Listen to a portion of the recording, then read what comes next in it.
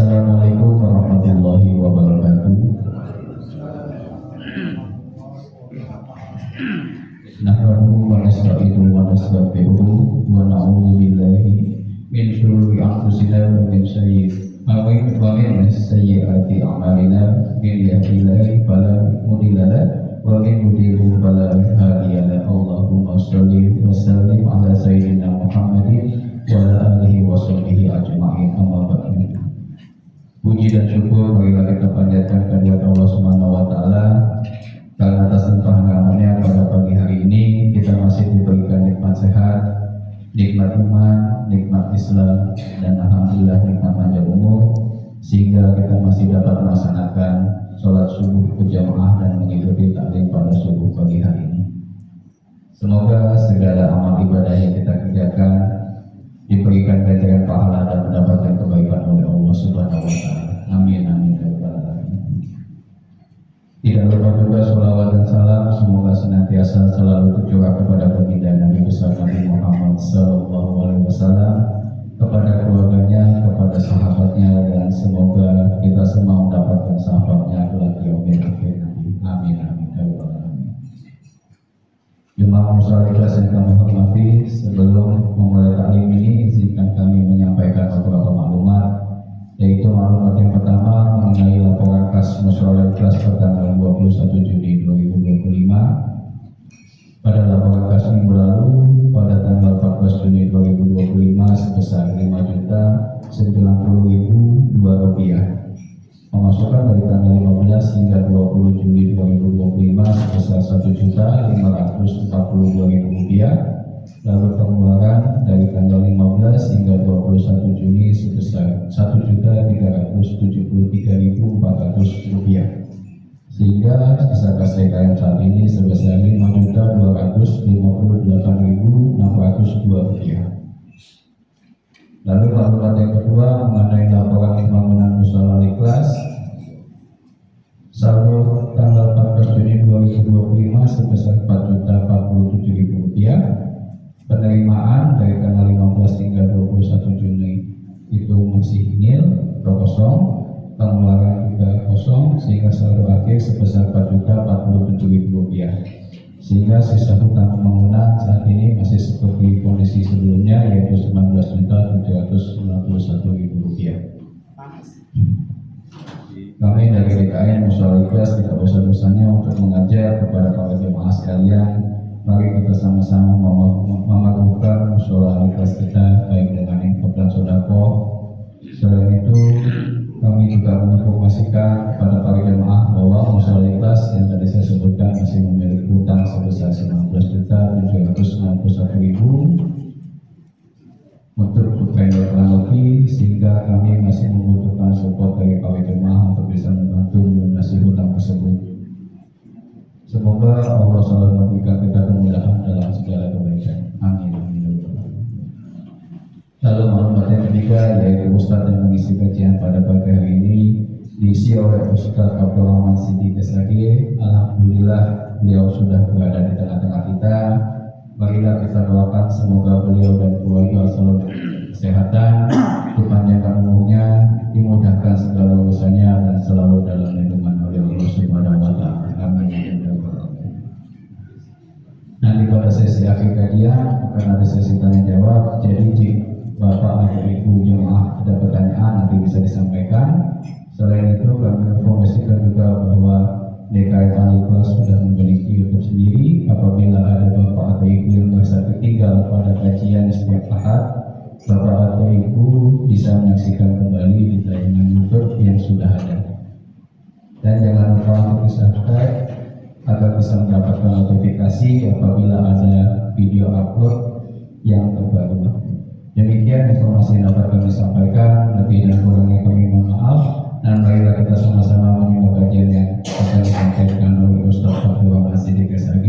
Kepada Pak Ustadz, waktu dan tempat kami persilakan. Bismillahirrahmanirrahim. Assalamualaikum warahmatullahi wabarakatuh.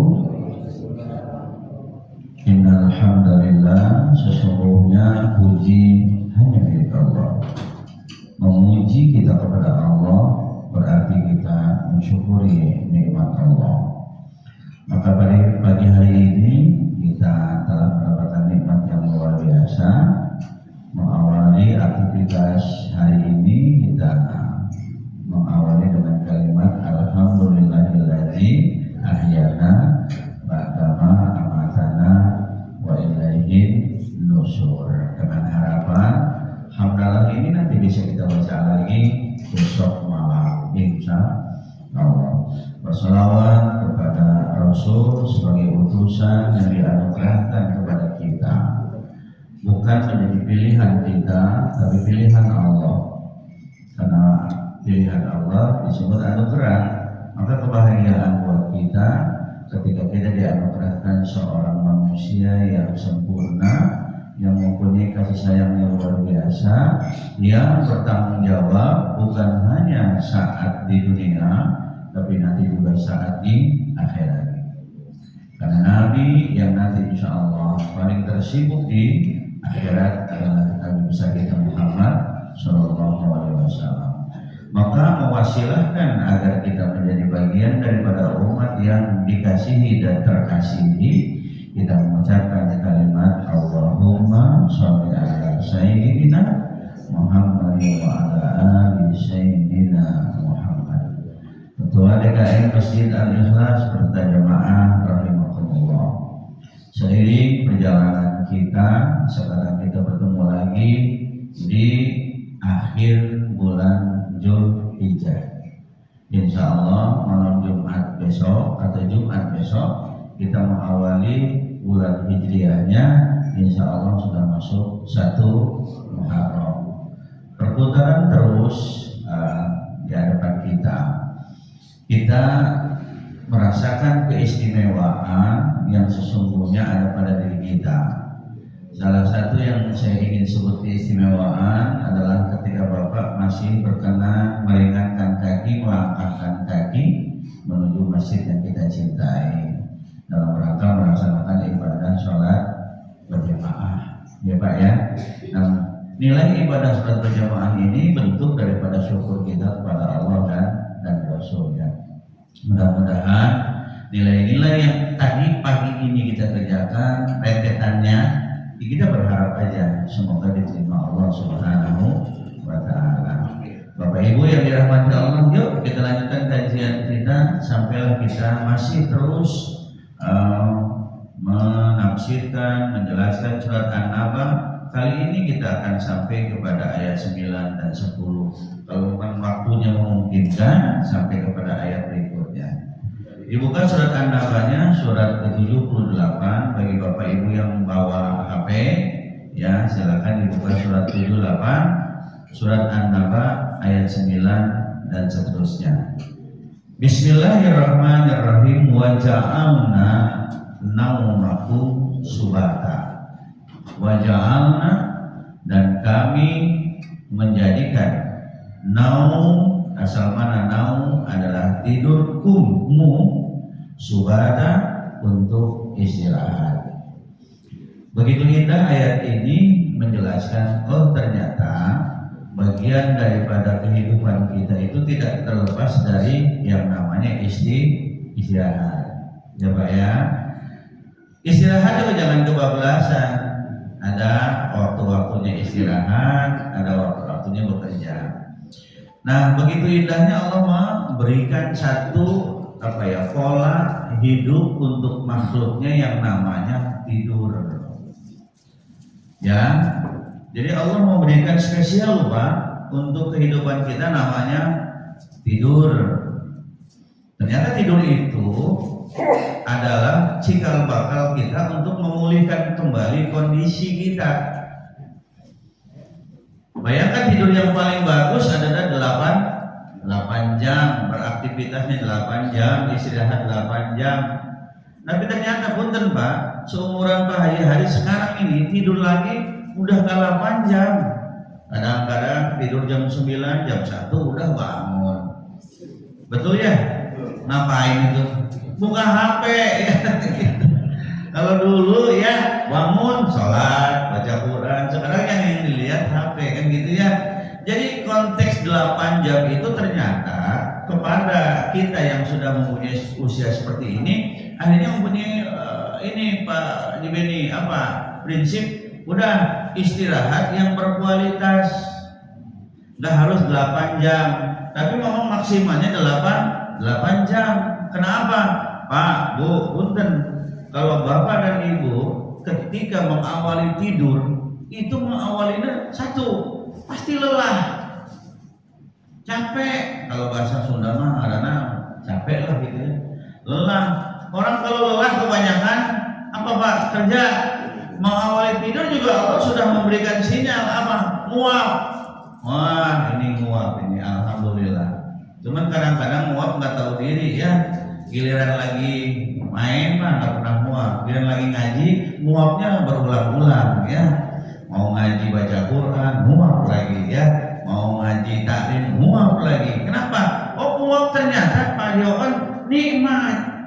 Maaf ya Pak, boleh saya perumpamakan itu persamaan tuh Bang Desta. Maaf nih, antara muap Pak Yudi dengan kentut itu sama Pak nikmatnya. Jangan menahan muap, bahaya. Jangan juga menahan kentut, bahaya. Karena memang sinyal ketika Bapak dan Ibu sudah muak, itu pertanda sinyal dari diri, ayo dong istirahat, jangan kerja terus. Ini baru udah gak kuat nih. Sama dengan kelebihan yang ada pada diri kita, ketika Bapak dan Ibu punya gas yang harus dikeluarkan, tiba-tiba ditahan, itu bahaya. Berapa banyak orang Bang Desta meninggal gara-gara nahan kentut, bahaya. Cuman ya punten, kalau bahasa kentut itu kalau keluarinnya juga harus punya adab ya, jangan di depan umum itu jangan. Ini ya makanya punten di dalam kitab fikih itu Pak, kentut itu terbagi dua itu ya, durotun dan usaun.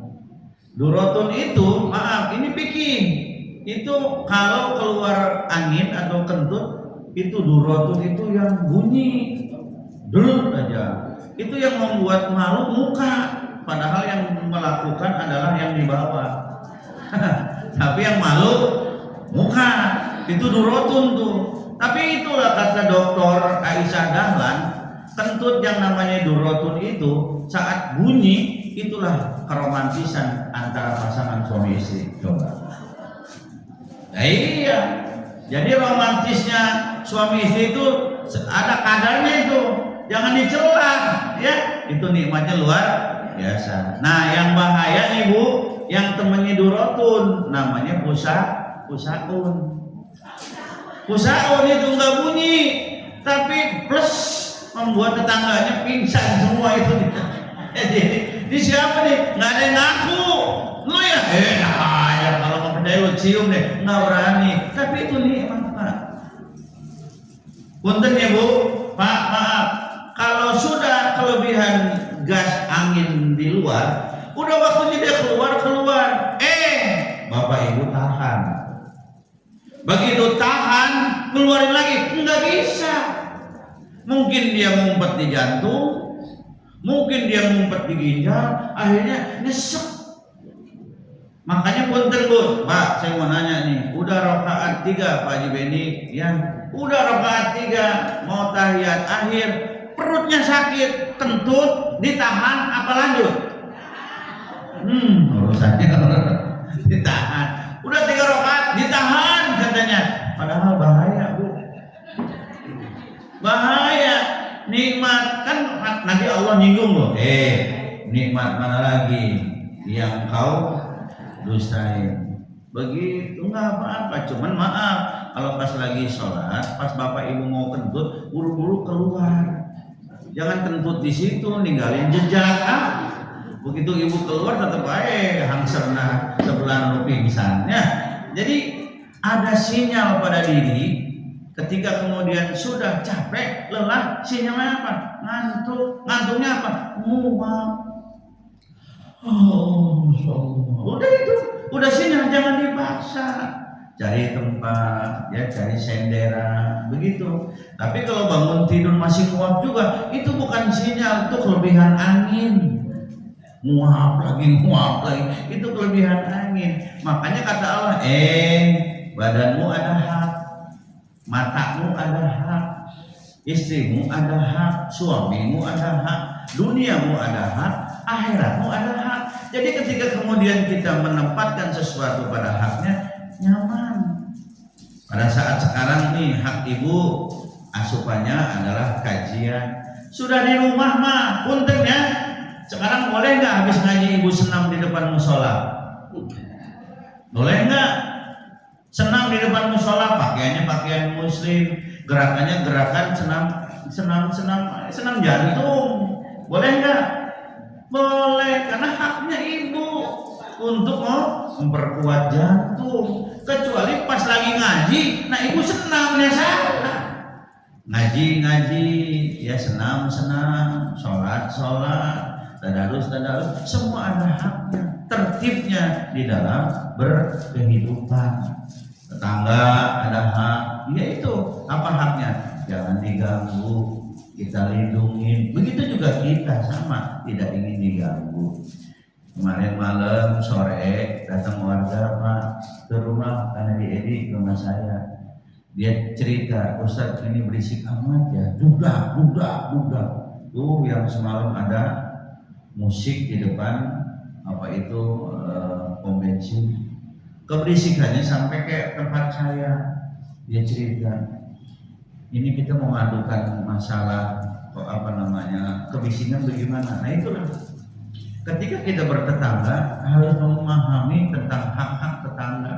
Walaupun tetangga kita non muslim, dia punya hak, dia punya kehidupan bersama dengan kita. Jangan dikucilkan. Maka kemarin terima kasih Haji Edi, terima kasih semuanya, terima kasih Pak Beni telah menitipkan sebagian kurban untuk pondok saya. Nah kemarin juga di tempat saya tuh ada non muslim yang kurban kambing, kurban sapi. Boleh nggak Ustaz saya mau urunan kurban sapi? Boleh Pak, boleh Pak Sihotan boleh, Pak Andreas boleh.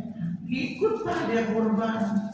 Pada saat kambingnya dipotong saya panggil kurban nomor 3 atas nama Bapak Sihotan Cibutar-butar.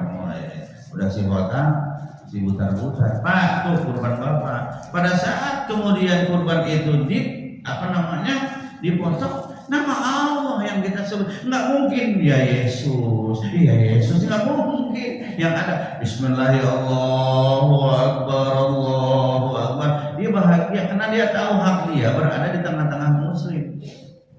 Saat motong ikut Pak Yotan motong, Andreas motong, Pak Jombing ikut motong.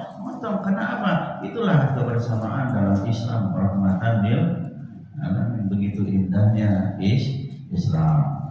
Bapak Ibu yang dirahmati Allah, kita lanjut. Jadi waja'alna naumakum, ada sinyal-sinyal ketika Bapak lelah, maka kemudian akhirnya muap. Kalau muap ya dia kemudian tertidur, naumakum subata.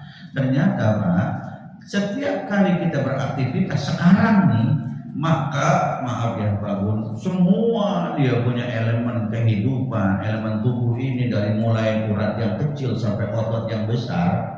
Itu pada saat kemudian kita tidur, dia diolah lagi oleh alam yang ada pada diri kita. Pada saat kita bangun, maka produk-produk urat kemudian otot yang kemarin hari datang kemudian kita bangun, itu kembali lagi fresh, diganti lagi sama Allah. Coba mana ada orang yang tidur kemudian capek, bangun tidur capek, itu mah kelebihan. Yang ada pusing. Yang ada bangun tidur, kemudian dia capek bangun tidur, kemudian bangun, udah enak lagi badannya. Kenapa? Seluruh elemen tubuh yang kemarin produknya sudah pada loyo, tidur diganti lagi sama Allah. Tenaganya tenaga yang baru. Kemudian pikirannya juga kelas yang baru. Tapi kemudian pun tempat tidur itu juga tadi ada waktu-waktunya. Makanya orang-orang yang ahli ilmu mah punten ya, dia itu kurang tidur Pak. Orang-orang intelijen, kemudian IQ-nya di atas rata-rata, kurang tidur dia. Kenapa? Mikirin ilmu. Imam Bukhari itu kurang tidur, Imam Syafi'i kurang tidur. Kenapa kurang tidurnya? Karena dia mempunyai niatan yang sangat luar biasa luhurnya, hingga kemudian peninggalan beliau sekarang kita baca. Kita kan enggak, kita kurang tidurnya, maaf, begadang, ngobrol, kumpul di posteng, kumpul di ngobrol sampai jam 2, sampai jam 12, ditemenin ngopi, ditemenin acang, apalagi tambah martabak. Wah, asik bener, ngobrol sampai jam 2, sampai jam 3, akhirnya tertidur, rusak. Makanya betul kata Bang Haji Roma, ya, begadang jangan begadang kalau tiada artinya. Itu maknanya luar biasa ya, Pak Haji Roma itu luar biasa, udah hafal bener tuh. Karena betul, jadi lirik-lirik Bang Haji Roma itu lirik-lirik nasihat semuanya. Ya, jadi dakwahnya melalui lagu, Pak, gitu. Jadi, nah, ketika kemudian udah tidur, Pak, di situ lihat Pak nuansa. Allah nggak tinggalkan kita tidur. Kata Rasulullah, yuk, ingat tidur menjadi manfaat. Nah, mengawali tidur, ketika akan kita mendapat nikmat, jangan lupa itu baca doa, baca surat yang ibu apa. Kira-kira ibu kalau tidur bacanya surat apa, Bu? Al-Kautsar apa enggak? Inna anjalnahu fi. Oh, itu bukan Al-Kautsar ya. Sama-sama inna. Baca, Pak. Sampai ada ulama yang berpendapat begini, kenapa kemudian disuruh baca surat Al-Kautsar? Karena itu katanya suratnya spesial untuk keluarga Rasul. Maka ada ulama yang kemudian Bang Desta, ayo, mau ketemu Rasul enggak? Mau. Baca surat Al-Kautsar menjelang tidur. Sebanyak-banyaknya inna a'tainakal kautsar. Kebetulan suratnya pendek, Pak Jibril. Enak di apa? Tidur. Nanti mudah-mudahan insya Allah Rasulullah akan bisa hadir dalam mimpi kita. Karena mimpi terbagi dua, Pak. Ya, ada abghos, ada ahlam. Abghos itu mimpi yang datangnya, maaf, dari dunia kejahatan. Pernah Bapak mimpi, Ibu pernah mimpi yang serem enggak? Suami Ibu diambil orang dalam mimpi misalnya, serem bener itu. Iya, Bapak pernah mimpi yang menikmatkan? Pernah. Mimpi nikmat, ya Allah, saya Masya Allah, mimpi Pak Ustaz. Mimpi apa? Saya berangkat haji. Sudah berangkat belum, Bu? Saya sudah berangkat 4 kali. Oh, udah berangkat 4 kali mimpi berangkat haji. Kira-kira Ibu belum berangkat. Saya berangkat haji, Pak Ustaz. Insya Allah. Jangan, mudah-mudahan, Pak. Mudah-mudahan Bapak dan Ibu nanti Allah akan nyatakan dengan mimpi. Dan punten, Pak, Bu, kalau kita beristikharah, maka jawabannya nggak langsung begini, Desta, mimpimu saya terima. Enggak. Allah memberikan jawaban kita pada saat kemudian kita memohon petunjuk dalam kebingungan. Allahumma inni astakhiruka bi'ilmika. Maka Allah akan menjawab permohonan kita melalui mimpi. Makanya mimpi juga perlu ditakwilil ahadits, ditakwilkan. Takwil itu diterjemahkan. Jadi kalau misalnya Bapak dan Ibu ada mimpi yang kira-kiranya kurang paham dan perlu diterjemahkan, tanya orang yang paham tentang takwil. Ustaz, saya mimpi begini. Oh, begini. Begitu, Pak. Jadi ada nggak yang memahami takwil? Sangat banyak. Siapa yang memahami takwil? Pada umumnya para ulama. Nah, salah satu yang kemudian Allah terangkan ya, Pak Haris, di mana surat Yusuf, Bang Roji ya, ketika Nabi Allah Yusuf ditahan, ada 2 orang yang mimpi. Yang satu nuangin anggur, yang satu kepalanya patok sama burung gagak. Kedua-duanya bertanya, Yusuf, saya malah mimpi, kenapa? Mana saya dipatok? Lalu balik lagi lo bakal dihukum mati. Gitu, yang bener ya, kan lo nanya. Terus kalau saya nuangin anggur, jadi pelayan. Bener, balik lagi jadi pelayan. Jadi kemudian itu yang pertama. Yang kedua, ketika Raja Kipti bertanya, Yusuf, apa nih takwilnya ketika sapi yang kurus memakan sapi yang gemuk? Orang nggak ada yang tahu itu. Maksudnya apa nih Yusuf? Gitu. Maka Nabi Allah Yusuf menjawab, sapi yang gemuk maksudnya kemarau. Tapi yang gemuk maksudnya stop makanan. Itu kalau nanti kemaraunya berkepanjangan, maka stok gudang di gudang-gudang bakal habis. Jadi 7 tahun nyetok, 7 tahun akan ada kemarau. Itu takwil, Pak. Kadang-kadang kita kalau misalnya mimpi sapi, udah ada mimpi sapi aja udah. Malah gue mimpi sapi, diseruduk sapi, selesai. Diseruduk sapi, dia nggak tahu. Coba kalau dia tanya, gue semalam diseruduk kebo, lu kena masalah. Gue nggak percaya. Bener ada masalah, baru kejawab. Iya ya. Kadang-kadang kita suka tidak paham dengan Allah yang mengasih isyarat melalui mimpi. Nah itu poin yang pertama, Pak. Jadi poin yang pertama, sinyal ketika kemudian punten, kalau bapak-bapak sengaja ingin tidur tanpa kemudian sinyal dari tubuh mau ngajak istirahat, nggak bisa. Tapi kalau sinyal udah mau ngajak, maaf Bu, punten, ibu lagi hamil. Pada saat udah sekian bulan, kalau nggak ngajakin tuh si calon bayinya, susah kan lahirnya kan? Tapi begitu calon bayinya udah mau ngajakin keluar, itu bisa keluar dengan gampang, walaupun tidak harus menggunakan tenaga. Sama dengan sinyal tubuh, Bang Nesta. Kalau betul-betul belum ngantuk, maka susah. Ditidurin susah, dipelototin susah. Makanya orang yang kemudian punya timer tidur itu tertib, harus kita syukurin. Ada nggak orang yang susah tidur? Ada. Apa namanya itu? Insomnia, Pak. Susah tidur. Pernah nggak saya cerita sama Bapak dan Ibu? Ada satu orang di daerah mana itu? Daerah Eropa. Di Eropa itu, Pak, istilahnya Finlandia, Swedia, Norwegia. Itu anehnya negara itu, Bang Jawan, itu menyiapkan situs online untuk bunuh diri karena mereka sudah stres dengan hidup. Makanya banyak orang yang mati bunuh diri, Bu, di jalan-jalan itu susah. Makanya disediakan online untuk bunuh diri. Jam berapa, biayanya sekian, banyak, Pak. Kalau kita kan wala tai'asyu mir rauhillah, kata Allah, jangan kau putus asa. Karena banyak jalan menuju, ngapain ke Roma sih, Bu? Banyak jalan menuju kemudahan. Apa itu? Jangan pernah berputus asa. Tapi ada aja orang yang lolos, yang bunuh diri dengan beranggapan, setelah bunuh diri urusan kelar. Lo yang kelar, yang ditinggalin enggak kelar. Makanya kata Allah dalam surat Yusuf juga, jangan bunuh diri, jangan putus asa. Masih banyak jalan menuju kemudahan dengan syarat hablu minallah perbaiki, wa hablu minannas juga perbaiki. Begitu, Pak. Nah, satu waktu ada orang yang sengaja niat ingin bunuh diri. Temu sama seorang muslim perempuan. Nanya, Bapak mau kemana? Saya pusing hidup ini, Pak. Udah puluhan tahun, udah hampir 2 tahun, 3 tahun, saya nggak bisa tidur. Oh, begitu Pak ya. Daripada saya nggak bisa tidur, mendingan saya mau bunuh diri aja lah. Mau kemana? Ya ini mau cari tempat di mana ada yang mau bunuh diri, ikut saya dulu, Pak. Kemana? Ikut aja dulu. Nah, ternyata mau menjelang sholat zuhur, diajak ke masjid.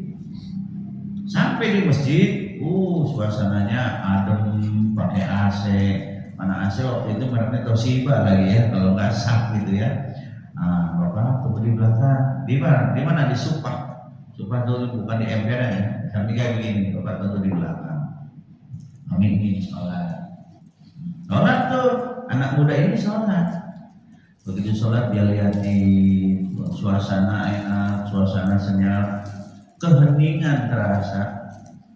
2 tahun, 3 tahun gak bisa tidur, dia lihatin. Kemudian yang sholat ruku, dia sujud, dia bertanya, agama apa ini? Ruku dan sujud berdiri kok begitu indah. Saat imam ruku, maka makmum ikut ruku. Saat imam sujud, makmum sujud, indah, luar biasa. Gerakannya juga tidak ada yang melebihi gerakan imam. Tidak boleh imam ketika masih ruku, Bapak kemudian tidak duluan, enggak boleh. Harus ada sinyal, sami Allah ikut. Begitu indahnya ketika kemudian konfigurasi gerakan-gerakan di dalam sholat. Lama-lama setelah salam pada saat nih, setelah salam sholat dia ngeliatin lagi ada kuliah zuhur. Lama-lama ketiduran. Padahal dia 2 tahun 3 tahun nggak bisa tidur. Ke masjid bisa tidur. Jadi kalau bapak dan ibu susah tidur, datanglah ke itu. Insya Allah tidur. Ini ya, coba tempatnya enak, ya suasananya adem, tidur. Ternyata tuh dia tidur tuh pada saat si orang ini tidurnya enak bener Pak. Begitu salam-salam ada orang yang nggak tahu siapa yang tidur di masjid. Anak muda ini bilang, nggak apa-apa Pak, dia sedang istirahat di kawan saya. Tidur dia. Sementara anak muda ini nggak membangunkan, duduk di sampingnya dia zikir, dia baca Quran, tidurnya enak bener Pak. Padahal dia ngaku ingin bunuh diri sebab karena nggak bisa tidur sudah hampir 2-3 tahun, capek Pak. Makanya mata kantungnya itu turun karena nggak bisa tidur. Makanya tidur itu Allah sindir. Nikmat mana lagi yang kau dustai? Nikmat tidur itu nggak bisa luar biasa dibeli sama siapapun. Bapak lagi tidur, istri bapak ngeganggu, marah. Ibu lagi tidur, diganggu sama bapak suruh bangun ngitung duit, enggak marah. Udah pasti mau ya. Lah karena dibangun dari tadi aja, mama perlu. Nah itu dia.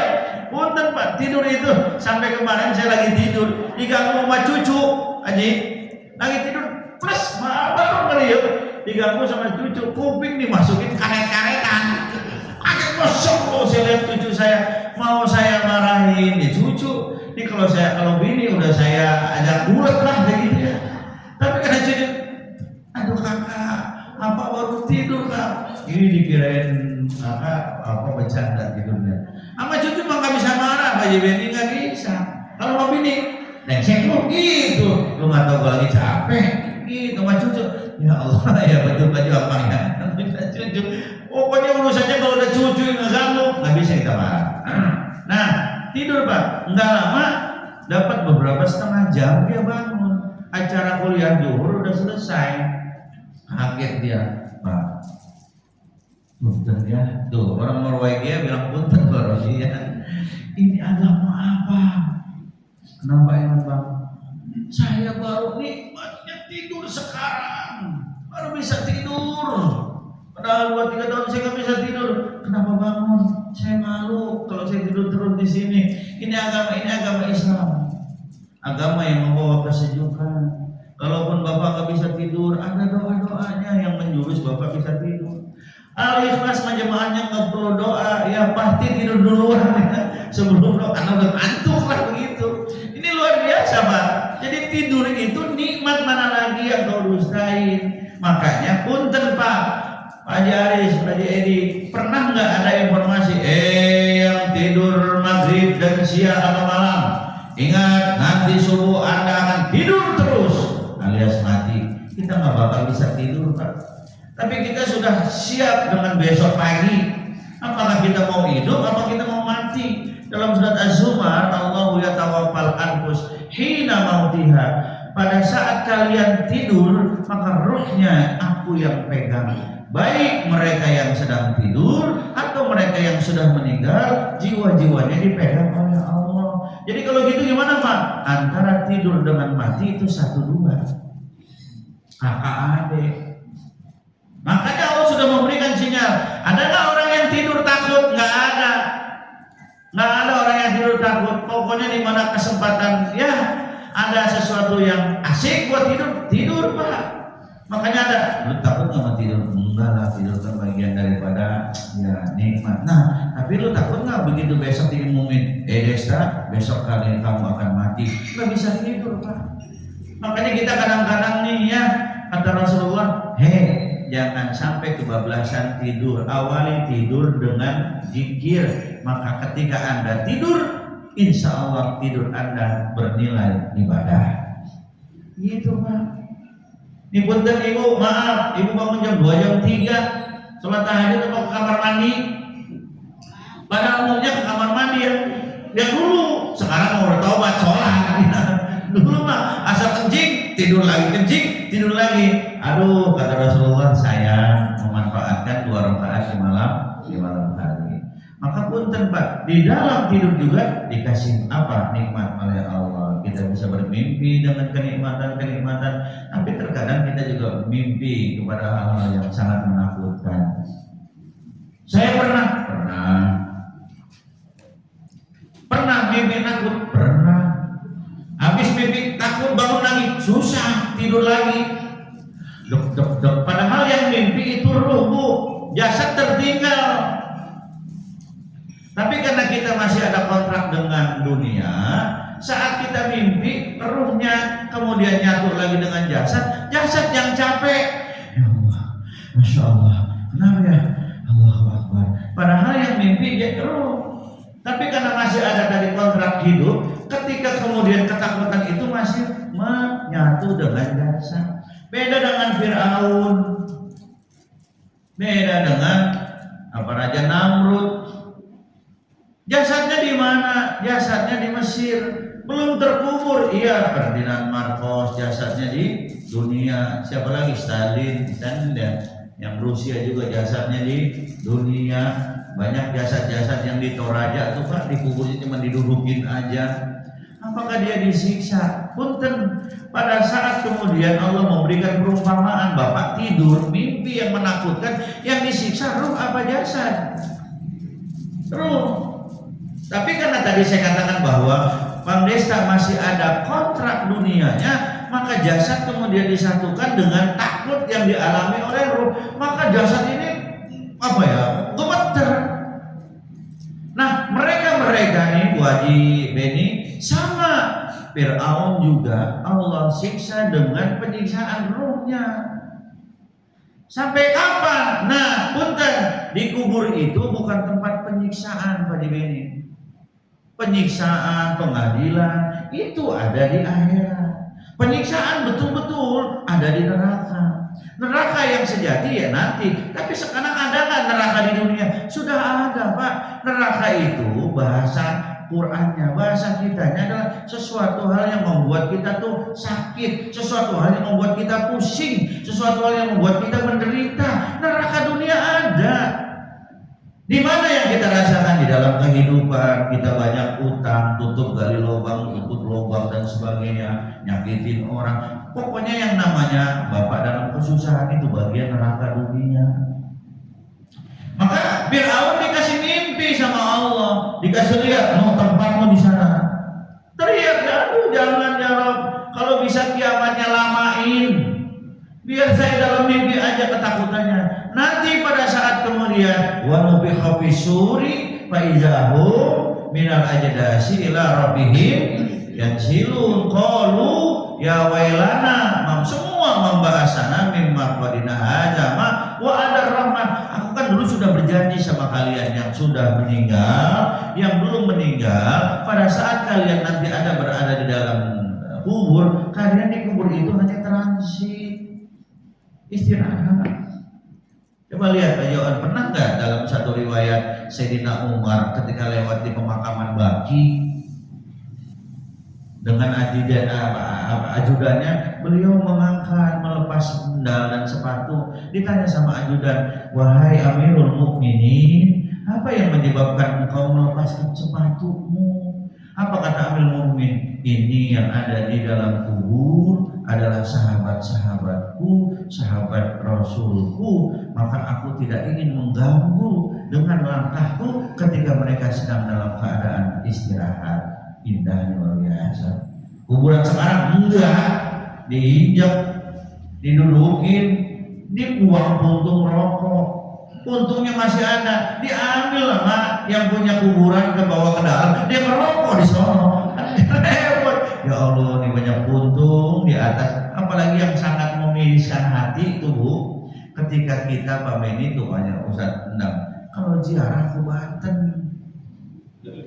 saya bilang ini ziarah ada satu tempat di mana tempat itu disakralkan, sampai di dalam itu ada mungkin ada Syekh Pak Haji Arif tahu, harus naruh uang di atas kuburan. Di situ ada kuncen. Ayo Bapak, kalau Bapak ingin hidupnya berkah tanpa ada hutang pihutang, berikan sedekah untuk Syekh, dilempar di atas kuburan. Keluar dari kuburan tetap aja utang saya banyak. Lah, ada yang 10.000, ada yang 50.000. Wah, ini miris Pak. Itu calo, namanya calo ziarah kuburan. Ya Pak ya. Maka ini Bapak Ibu yang mimpi itu nikmat. Jadi Fir'aun disiksa kan? Disiksa. Itu yang disebut punten bahasa siksa kubur. Yang disiksa apanya Pak Gun? Ruhnya. Jasad mah enggak mungkin di dalam kubur gedebu, enggak. Yang disiksa itu ruhnya. Sebagaimana ketika Bapak dan Ibu mimpi yang sangat menakutkan, itu yang dihajar ruhnya.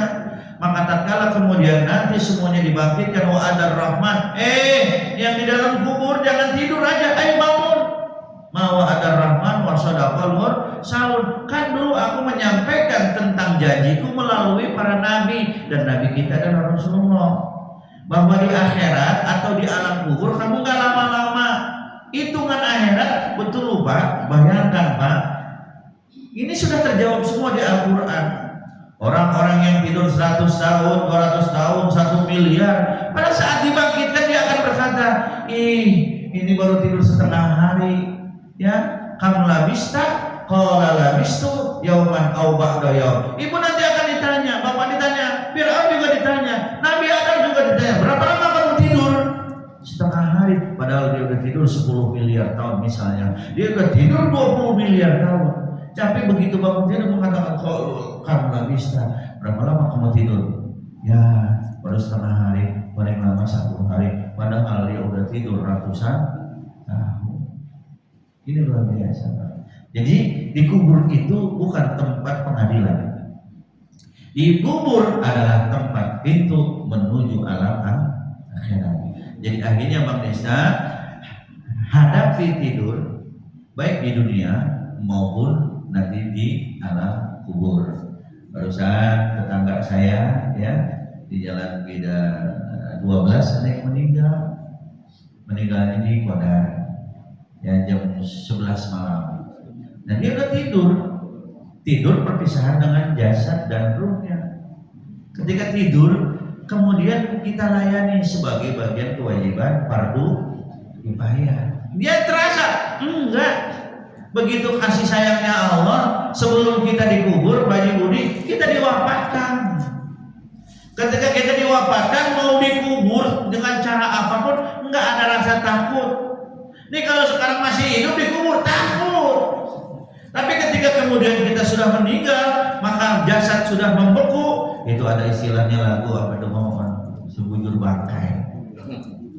Sebujur bangkai tidur di atas tempat tidur yang wangi, kamarnya indah. Begitu udah sebujur bangkai mah nggak lama-lama kubur dianggapnya kita ini sudah hal yang tidak berguna. Itulah kita kehidupan manusia. Nah ini almarhumah sedang tidur.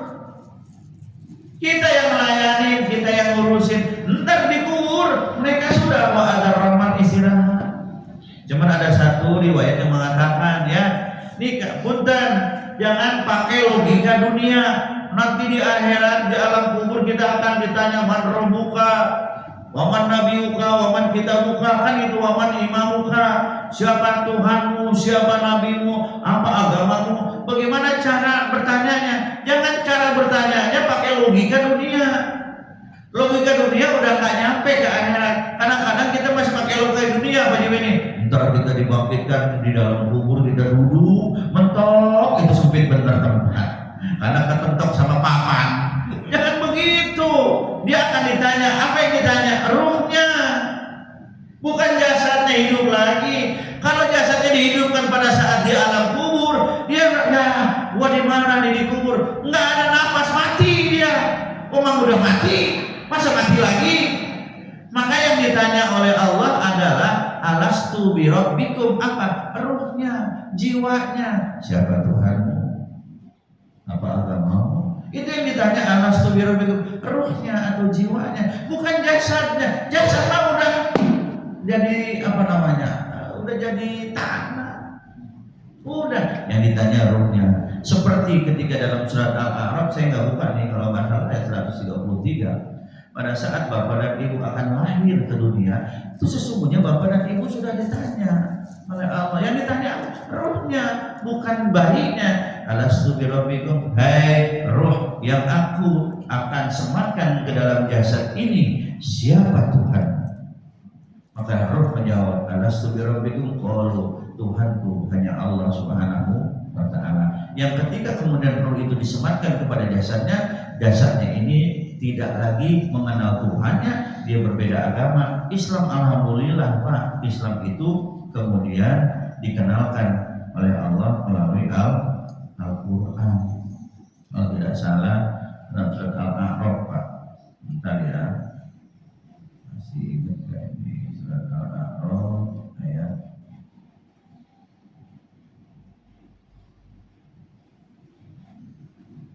kadang-kadang ayatnya suka lupa. Intinya bahwa di dalam ayat itu Allah bertanya kepada calon bayi,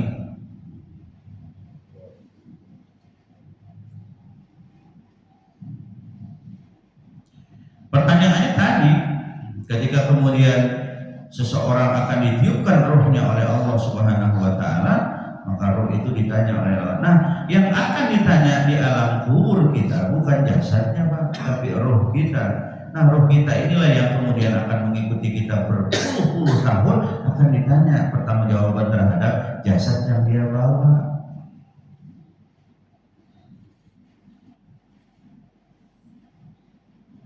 Jadi kadang-kadang kita suka berpikir, ini mah bakal yang ditanya adalah jasad. Kemudian kita kadang-kadang suka mengambil kesimpulan bahwa nanti di akhirat atau di alam kubur kita akan ditanya dengan jasad. Enggak Pak, jasad itu sudah kembali kepada kuburnya, yang ditanya adalah rohnya. Nah, oleh karenanya rohnya ini sangat berpengaruh Pak. Bagaimana rohnya bisa kita bina untuk menjadi bagian. Nah, ini ayat 172 nih Pak, ayatnya Bang Nesta itu surat Al-A'raf. Wa in akhadha rabbuka min bani Adam. Asal bani itu Pak Gunawan keturunan. Bani Isra itu asal mana berjalan.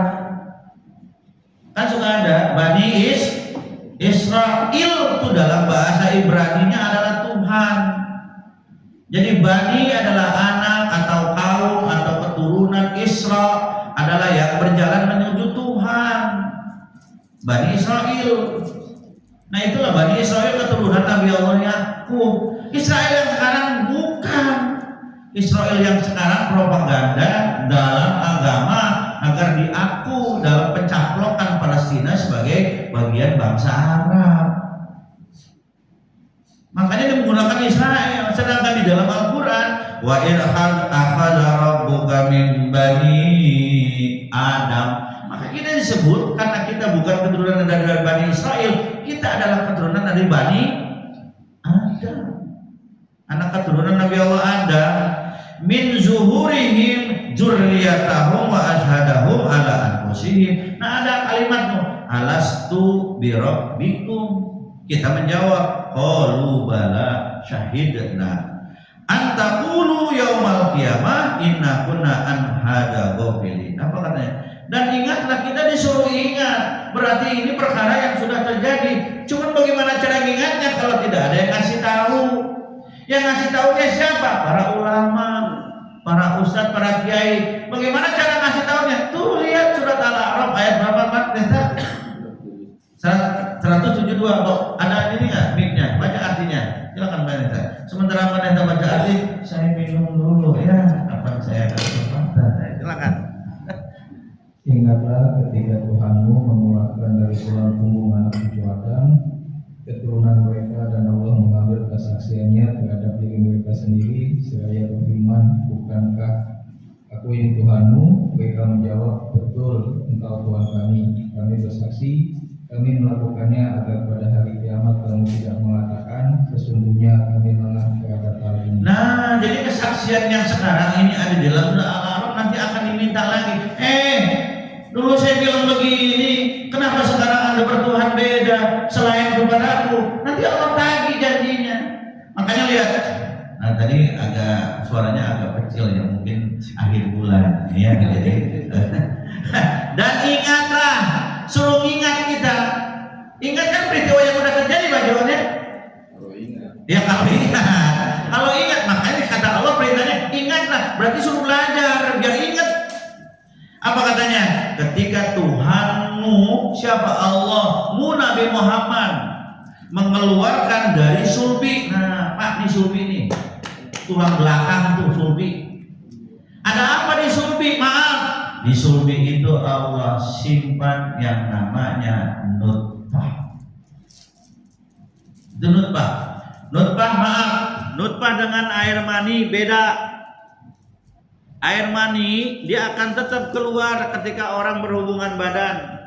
Maka ketika kemudian air mani ini keluar disebut air, maaf ya, kenikmatan tanpa ada di dalamnya apa itu?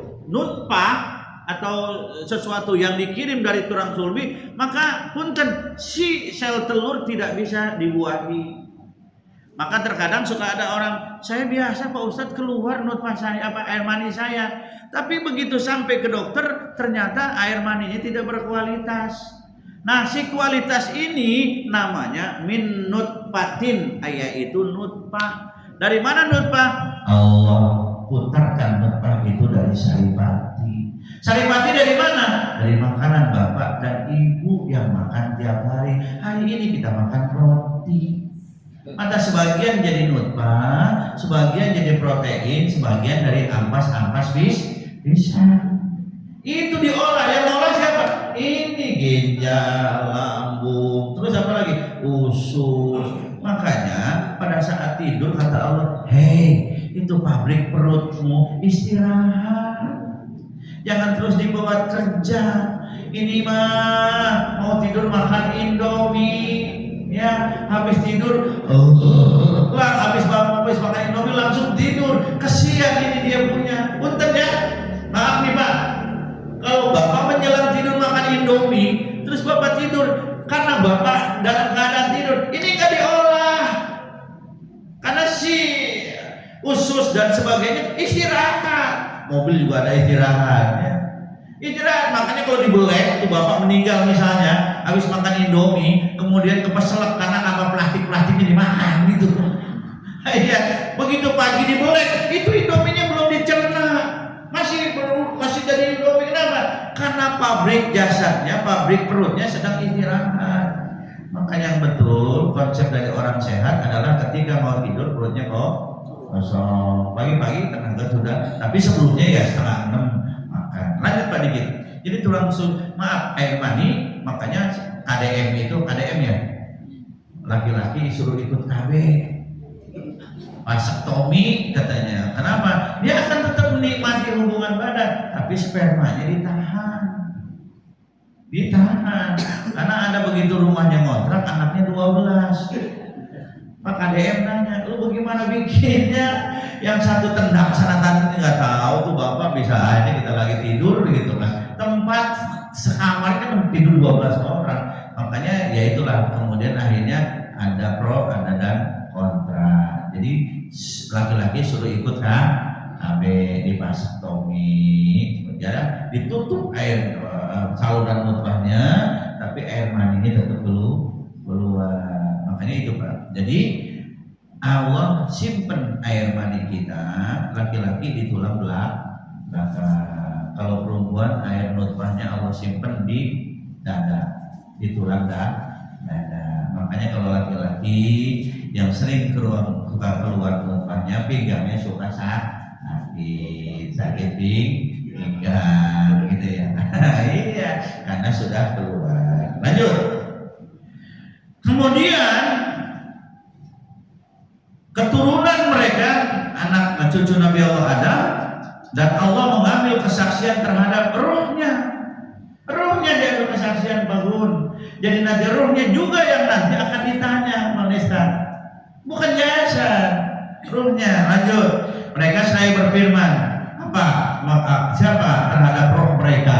Allah berfirman, alastu birabbikum? bukankah aku ini Tuhanmu? Kita ini kan kita dulu, Pak Ustadz bagaimana kita diambil kesaksian, kita nggak tahu. Nah sekarang kita tahu, oh iya ya, Allah dulu ngambil kesaksian kita dan Allah sekarang kasih tahu melalui Al-A'raf. Gitu, makanya disuruh ingat kata Johan, kalau ingat disuruh belajar biar tahu asal usul bagaimana kita dari mana mulanya. Dikit lagi Pak. Ruh menjawab, Bang Desna, qalu bala, betul. Engkau adalah Tuhan kami bersaksi, kami lakukan yang demikian sebagai bentuk saksi kami di hari kiamat bahwa kami tidak akan mengatakan sesungguhnya ketika itu kami lemah terhadap ini. Berarti kalau lemah ini harus diingatkan, makanya disuruh belajar. Jadi intinya Bapak Ibu rahimakumullah, poin pada hari ini adalah ketika Allah menjadikan tidur sebagai bentuk istirahatmu, mengembalikan lagi tenaga, mengembalikan lagi kepulihan IQ kita, mengembalikan lagi organ-organ tubuh kita yang lelah dengan tidur, hingga akhirnya kemudian waja'alna naumakum subata bisa disandingkan dengan kalimat fabi ayyi ala rabbikuma tukadziban. Nah, mudah-mudahan kajian hari ini insya Allah bermanfaat untuk saya dan untuk kita semua. Saya kira ini yang saya sampaikan. Terima kasih. Mungkin ada yang ingin ditanyakan. Silakan. Demikian kajian yang tadi disampaikan oleh Ustaz Abdul Rahman Siddiqis lagi. Jika ada pertanyaan dari Bapak atau Ibu terkait materi yang disampaikan, kami persilakan.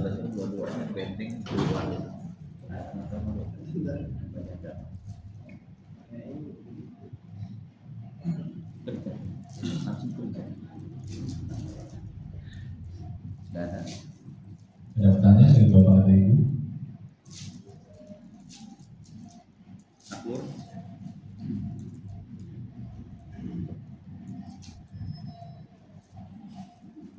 Kalau ada itu.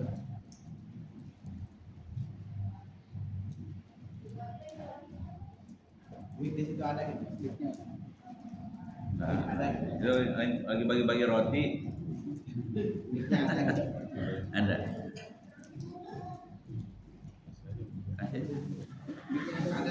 Komiknya ada.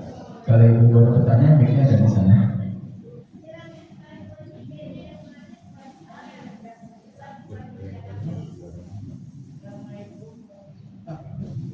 Waalaikumsalam warahmatullahi wabarakatuh. Ibu pegang mic aja senyum-senyum. Ya, mana Bu? Pak, nih maaf ya Pak, saya nanya. Kenapa suami bisa kawin kelebihan itu apa? Suami bisa kawin lagi dengan kelebihan nutfah apa-apa? Waduh. Ini Bang Rodi yang jawab. Suami bisa kawin lagi sebab karena kelebihan nutfah atau apa gitu. Nah, Ibu harus tanya dong sama apoteker. Ibu rahimahullah, ini pertanyaan luar biasa. Bahasa kawin lagi mungkin ada beberapa yang harus kita lihat dari sudut pandang yang berbeda ya Bu. Ini kayaknya pertanyaan titipan ini kayaknya ini pertanyaan. Nggak mungkin nenek-nenek yang nanya begini. Ada beberapa faktor ya Pak. Ya bisa salah satunya bisa itu. Mungkin kelebihan air nutfah di mana tempat penampungannya sudah mulai tidak lagi beraktivitas. Sudah lagi mulai banyak keluhan. Kan begini Mak, kita kembali lagi kepada jati diri laki-laki itu. Ada masa ketika perempuan menembus, ya, ketika menembus itu Bang Haji Aris, itu istrinya cerita, Ustaz, saya ini menembus ya. Kenapa Bu? Maaf ya Bu, saat mau hubungan itu sakit luar biasa. Tapi suami saya nutfahnya sudah di ujung Pak Ustaz, udah tinggal cer gitu. Aduh. Terus gimana Bu? Saya bilang sama suami saya, Pak, Mama kayaknya nggak bisa melayani. Itu salah satu faktornya. Kenapa nggak bisa melayani? Setiap mau hubungan itu kekhawatiran luar biasa karena sakit dan nyerinya luar biasa. Ya Bu, saya sebutnya hubungan aja karena ada anak-anak kita di sini hadir juga. Jadi nyeri sampai isinya bilang kalau Papa mau nikah lagi boleh. Nah, kira-kira kalau pertanyaan itu di HJB ini jawabannya apa ya? Begitu misalnya pertanyaannya, Gimana papa udah misalnya lanjut nikah lagi? Kira-kira Pak Haji ini jawabnya apa? Tapi sebelumnya itu Bu Haji Beni sebelahnya udah ada golok ya gitu.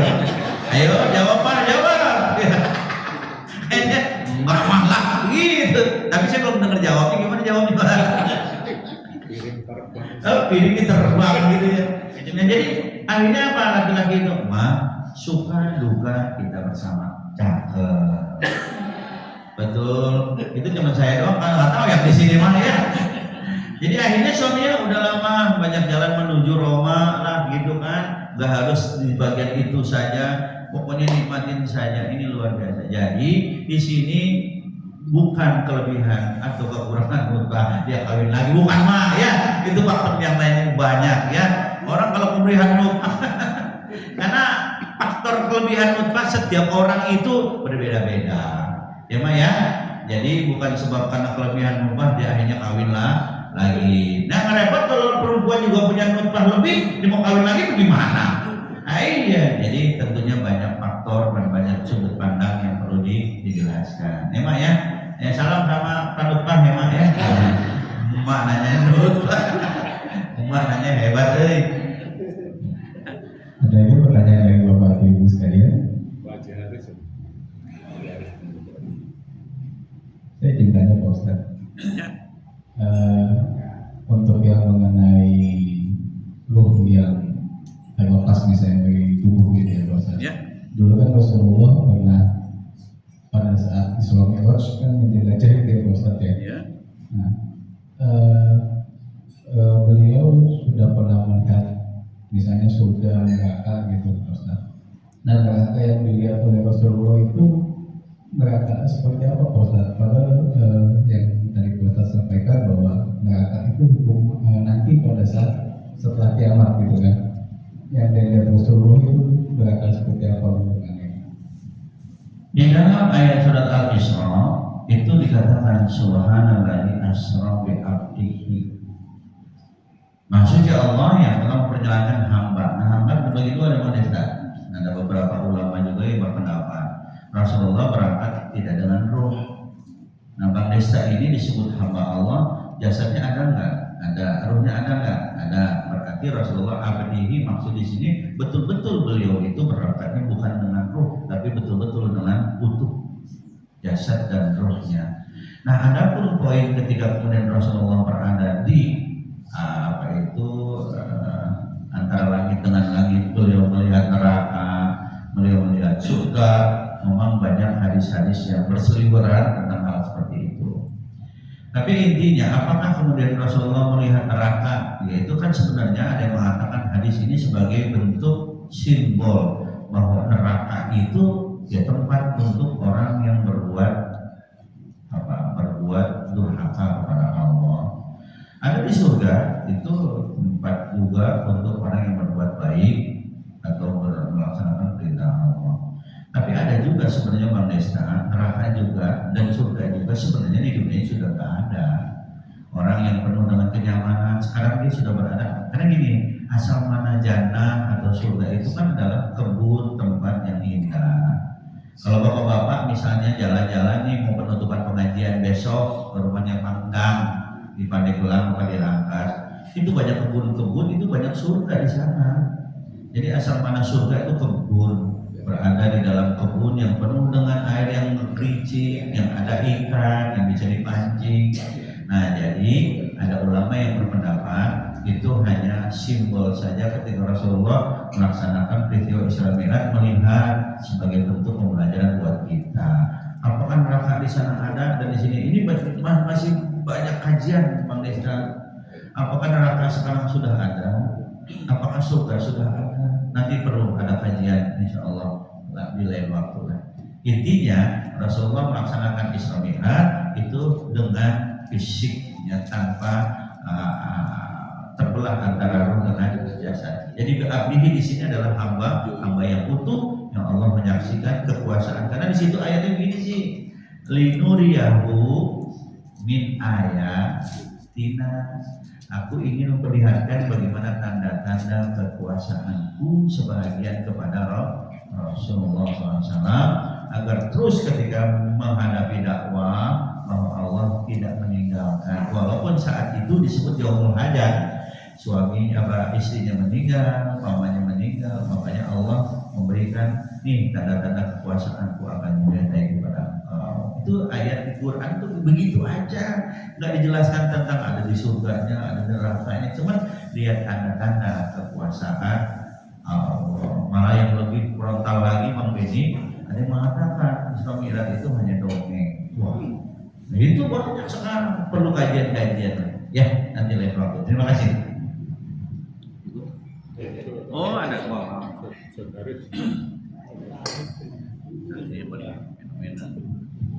Assalamualaikum warahmatullahi wabarakatuh. Waalaikumsalam.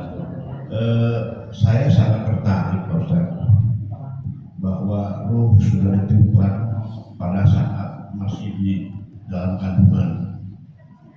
Allah sudah menitipkan, kemudian ikut keluar bersama jasad.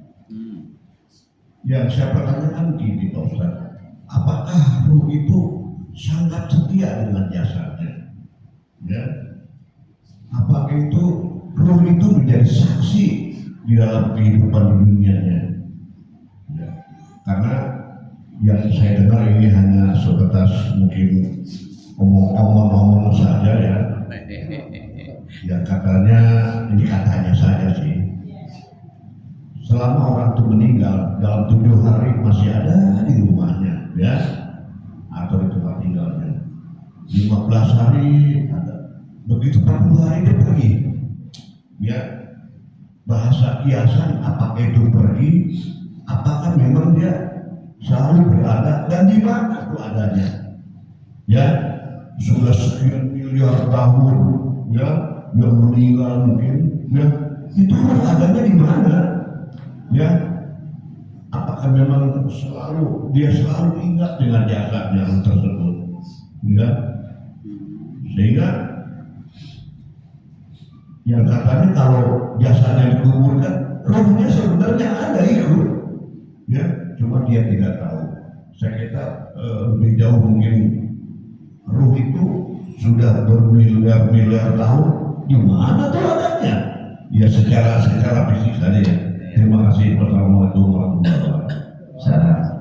Baik Bang Yaris, cerita roh ini memang Allah ceritakan di dalam Al-Quran hanya beberapa ayat, tidak banyak. Karena yas'alunaka 'anir ruh, qulir ruh min amri rabbi wa ma utitum minal ilmi illa qalila.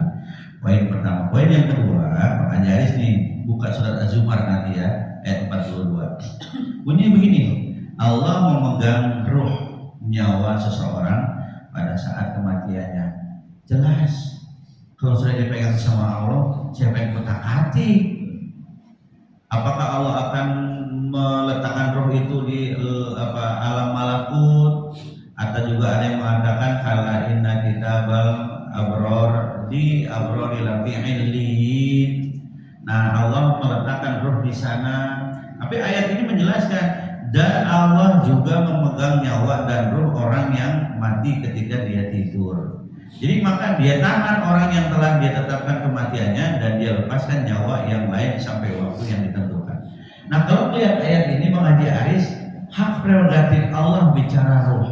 Allah yang memegang ruh orang yang tidur, Allah memegang ruh juga Allah orang yang mati. Maka ketika ruh ini dipegang oleh Allah, maka mediasi untuk kita bertemu dengan orang yang meninggal melalui mimpi. Jadi semuanya berada di alam ruh. Mimpi di alam ruh, ruh kita pisah dengan jasad, ruh orang tua kita sudah meninggal. Makanya berapa banyak di antara bapak dan ibu suka bermimpi orang tua kita, guru-guru kita, orang yang kita kasihi bertemu di alam ruh. Adapun Pak Haji tadi, kemana itu ruh? Hak prerogatif Allah ketika di dalam surat Az-Zumar, aku yang memegang ruh orang yang sedang tidur, aku juga memegang ruh orang yang sudah meninggal. Seperti itu Pak Haji.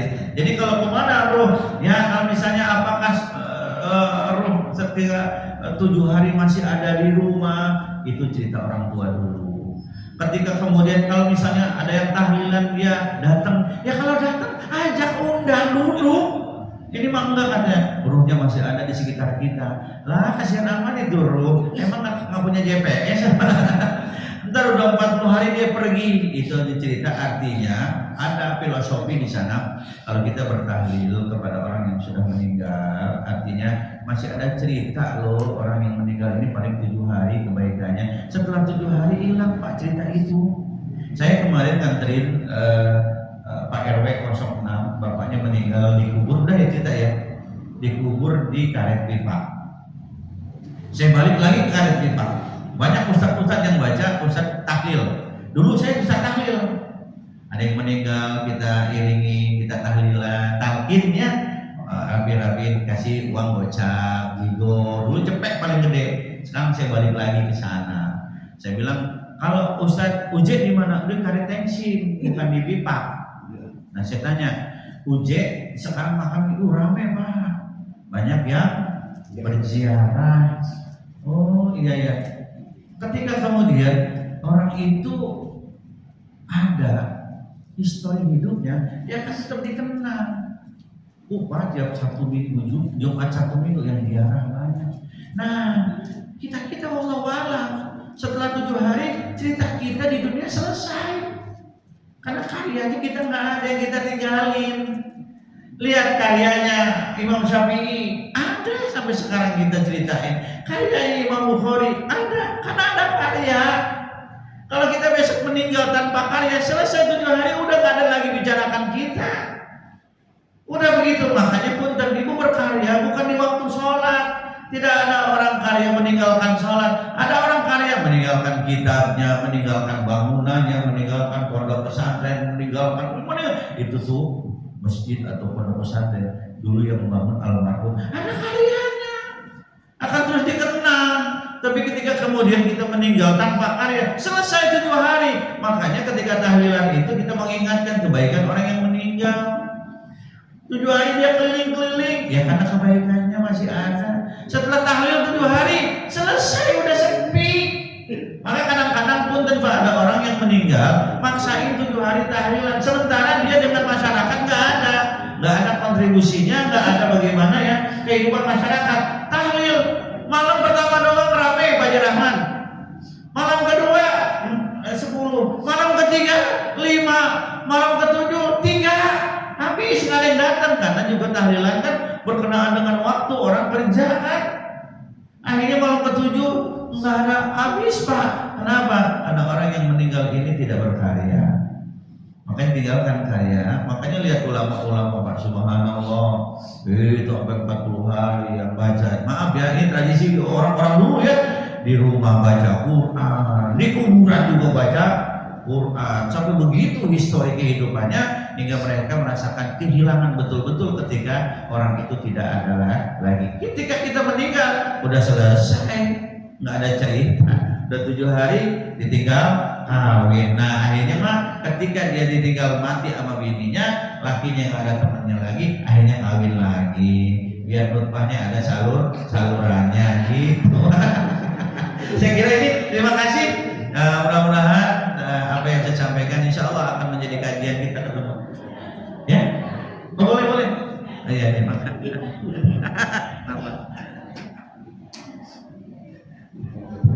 Assalamualaikum warahmatullahi wabarakatuh. Salam.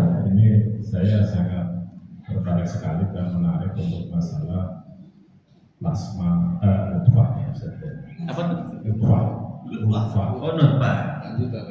Kalau dalam ilmu pengetahuan itu plasma nutfah itu merupakan sebuah kromosom yang memberikan genetik pada keturunannya Ustaz ya.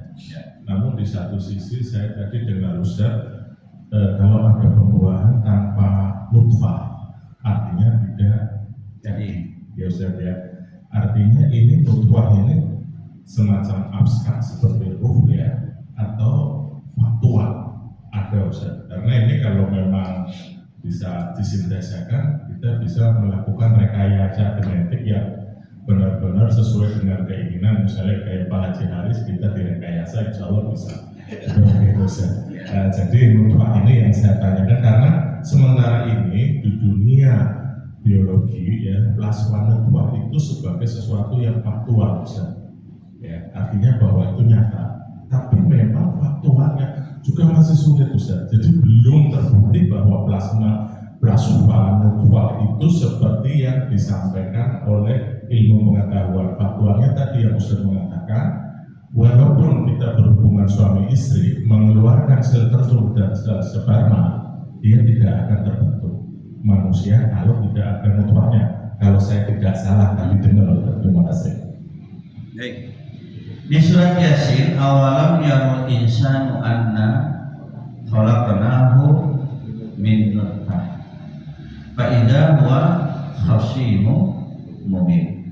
Makanya antara tadi Pak jadi nutfah terbentuk sebab karena sari padi, apa yang kita makan seperti itu. Makanya kemarin juga saya ketemu dengan supir yang menjemput saya dari Tipiko. Dia bilang, Mas sudah berapa tahun? Saya sudah 10 tahun kalau saya menikah, tapi saya belum belum punya anak. Oh iya, kenapa? Dua-duanya saya sudah periksa, dua-duanya sehat. Kemudian nutfah kamu bagus, tapi istri saya punya sel telur belum matang, cuma separuh katanya. Oh, nah walaupun dibuahi karena sel telurnya baru separuh, ini tidak bisa. Tapi dengan ilmu rekayasa genetik itu kan bisa kemudian akhirnya ilmu pengetahuan tentang itu janin itu amat sangat bisa ditemukan sekarang sangat mudah. Ada yang namanya bayi tabung, ada yang namanya cloning dan sebagainya.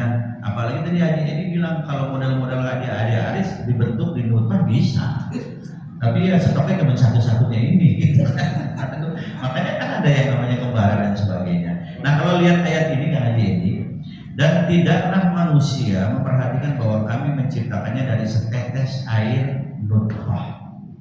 Nutfah yang Allah kedepankan. Nah kemudian ada yang mengatakan air mani dan nutfah sama. Ternyata setelah saya mendapat informasi, air mani yang kemudian tidak dicampur dengan nutfah maka tidak akan bisa membuahkan sel telur seperti itu. Nah, makanya disebut vasektomi itu yang katanya tadi ada KB laki-laki supaya antara si nutfah yang nanti berkolaborasi dengan air mani, kemudian si perempuan punya sel telur beranak lagi, bukan nggak boleh beranak, tapi harus tetap diprogram. Kan kalau anak pertama itu haknya untuk menyusui 2 tahun Pak. Wal walidatu yurdi'na auladahunna haulaini kamilaini liman arada ayyutimma radha'ah. Baru 1 tahun udah nyundul lagi, disundul terus. Yang disundulnya diam aja lagi. Akhirnya dia udah vasektomi. Jadi intinya bahwa nutfah ini ya suatu hal yang nyata ya tadi ya. Ya, jadi bisa punten sampai ada rahim orang dipinjem sebab karena nutfah orang ini bagus, dipinjem ke rahim ini. Wah, ini rekayasa genetik ini sangat luar biasa. Ilmu pengetahuan kehamilan sangat luar biasa. Sampai kemarin terakhir ada jemaah saya ingin ikut program bayi tabung di Penang. Nah, di sana katanya murah, katanya biayanya murah dan hasilnya bagus. Betul, setelah 10 tahun mereka tidak punya anak, ikut program di sana, program bayi tabung. Bagaimana cara prosesnya? Bayi tabung boleh nggak? Boleh, asal yang dimasukkan adalah nutfah atau air mani yang dihalalkan secara agama. Yang repot ketika kemudian bayi tabung menitip nutfah orang lain. Akhirnya ketika kemudian suaminya kayak ucok bapak, tapi begitu lahir kenapanya suaminya kayak Adam Jordan. Nah ini masalahnya. Berarti nutfahnya sudah luka orang. Kira gitu tadi. Yang mudah-mudahan bermanfaat. Terima kasih. Terima kasih untuk pertanyaan Bapak Ibu sekalian. Untuk menutup kajian ini, mohon izin Ustaz untuk doanya. Terima kasih Bapak Ibu. Alhamdulillah, mudah-mudahan kajian pagi hari ini alhamdulillah ya. Setiap sebulan sekali saya bertemu dengan Roti Semail. Alhamdulillah, mudah-mudahan bulan depan ini Roti Semail juga termasuk wasilah kita panjang umur ya kan, mudah-mudahan ketemu lagi di bulan Muharram. Bismillahirrahmanirrahim. Wa'afana ya karim, wa'afana ya rahim, wa'afilana junubana bifadlik wa karamika ya ribadakan mimba irhamar rahimin. Rabbi fili wa walidayya warhamhuma kama rabbayani shaghira. Allahumma alimul kitab wa bil haqqi anzalna wa bil haqqi naja rabbi billi wa liwalidayya warhamhuma kama rabbayani shaghira. Rabbana atina fid dunya hasanah wa fil akhirati hasanah wa qina adzabannar. Rabbi zidni ilman warzuqni fahma. Rabbi zidni ilman warzuqni fahma. Rabbi zidni ilman warzuqni fahma. Walhamdulillahi rabbil. Terima kasih. Assalamualaikum warahmatullahi wabarakatuh. Terima kasih kepada Bapak Ibu sekalian. Kami menutup dengan doa kafaratul majelis. Subhanakallahumma wa bihamdika asyhadu an la ilaha illa anta astaghfiruka wa atubu ilaik. Wassalamualaikum warahmatullahi wabarakatuh. Haji Marlan kemana Haji Marlan? Paling lagi bebas-bebas kita.